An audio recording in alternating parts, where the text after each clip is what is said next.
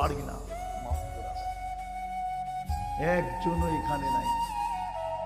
আমি তো সিদ্দিক হিসাবে সামনে আপনাদেরকে ওনার বাড়ির আঙ্গিনায় বসে জিজ্ঞাসা করতেছি, একজনও নাই যে ঘুমানোর সময় এই কথা বলে ঘুমায় যে আল্লাহ সারাদিন তোমার কাছে যেরকম আসার দরকার ছিল, সারাদিন আমি তোমার নুন ভোগ করছি, তোমারটাই খাইছি, তোমারটাই পড়ছি, তোমারটাই ব্যবহার করছি, ওই হিসাবে তোমার কাছে আসতে পারি নাই।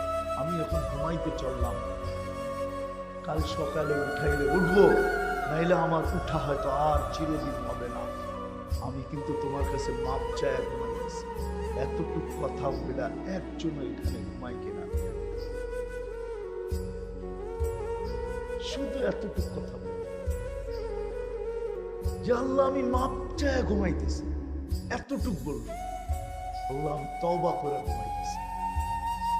আমার জাতি যদি তওবা করতো, আমার জাতি যদি 5 ওয়াক্ত নামাজ পড়তো, আর কিচ্ছু না করতো, শুধু 5 ওয়াক্ত নামাজ বা জামাত যদি পড়তো, একা একই পড়লেও তো 1 ওয়াক্তে 10 ওয়াক্তের সওয়াব পাওয়া যায়, আর জামাতে পড়লে 270 ওয়াক্তের সওয়াব পাওয়া যায়। কত? 1 ওয়াক্ত পড়বে কয় ওয়াক্তের সওয়াব? 270 ওয়াক্তের সওয়াব পাওয়া যায়। কেননা জামাতের নামাজ 70 গুণ বেড়া যায়। 10 তো আমি এমনিই পাই, 1-এ 10, এটা তো আমার এমনিই পাও না। ওটাকে 27 দিয়ে 27 গুণ বেড়া যায়। 27 দিয়া গুণ দিলে 270 গুণ। এই জন্য আসেন আজকে তওবা করে ভিতরে অঙ্গীকার আমি জীবনটা করে জান্নাত।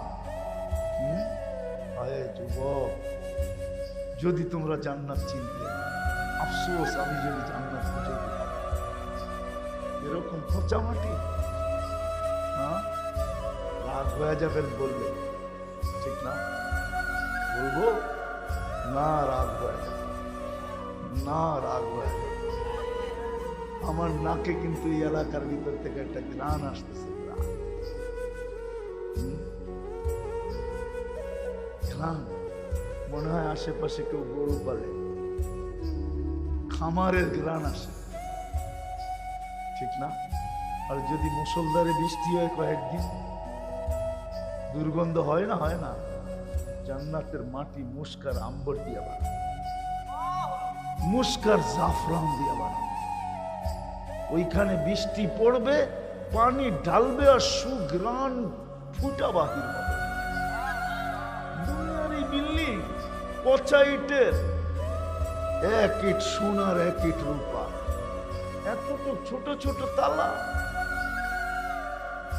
পাংখা কাইটা লাগাইতে হয়। কাইটা লাগায় না? মনে হয় বোঝেন না। স্ট্যান্ডার্ড কাইটা তারপরে লাগাইতে হয়, কেননা বেশ লম্বা দিয়া দিছে তো। বাড়িতে লম্বা মানুষ আছে, সিদ্দিক হিসাবের মতো, পাংখার নিচে খাড়াইলে বাড়ি লাগবে, তো কাইটা এটার উপরে বসে।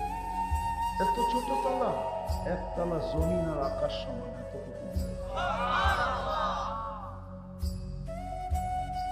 সিঁড়ি বাইতে হবে না, সুপার এক্সেলেটর রাখা আছে, সুপার লিফট রাখা আছে। জান্নাতের কোনো ফার্নিচার কাঠ দিয়ে না, কোনো ফার্নিচার লোহা লক্কর দিয়ে না, কোনো ফার্নিচার অন্য কিছু দিয়ে না।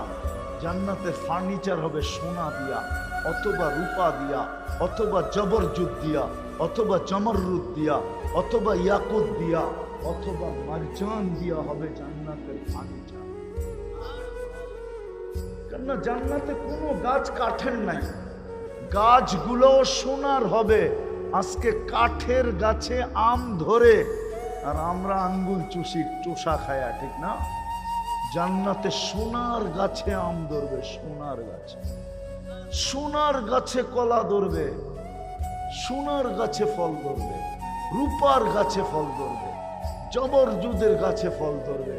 জান্নাতে কোনো কাঠ সাট নাই, লোহা লক্কর নেই, স্টিল ফিস্টিল নেই। ওই জান্নাত। সাহাবা শুধু পাগল হয়েছে, আপনি ভাবতেছেন আবু বকরের মাথা নষ্ট, 13টা দোকান বিক্রি করছে। হজে গেছেন? হজে কে গেছেন? এখানে হজে গেছেন? মক্কা টাওয়ার দেখছেন? 4 তলায় 2টা মসজিদ, দুটার নাম আবু বকর, এটা ওনার প্রপার্টি। এইখানে 13টা দোকান ছিল, এটাই ওনার, এর পিছনেই ওনার বাড়ি, আমি চিনি। এখন রাস্তা হয়ে গেছে, এর পিছনেই ওনার বাড়ি ছিল, এটা ওনার প্রপার্টি। 13টা দোকান খোয়া দিয়েছেন, 13টা দোকান ছিল, 13টা এক লাইনে। তুই ডান দিয়া ঢুকবি তো আমার তে নিতে হবে, বাম দিয়া ঢুকবি তো আমার তে নিতে হবে। কেননা কয় দোকানে তুই বলবি নিমু না, পছন্দ হয় না? 13টাই তো আমার, ডান দিক দিয়েও আমার, বাম দিক দিয়েও আমার।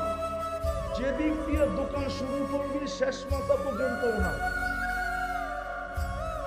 শুধু শুধু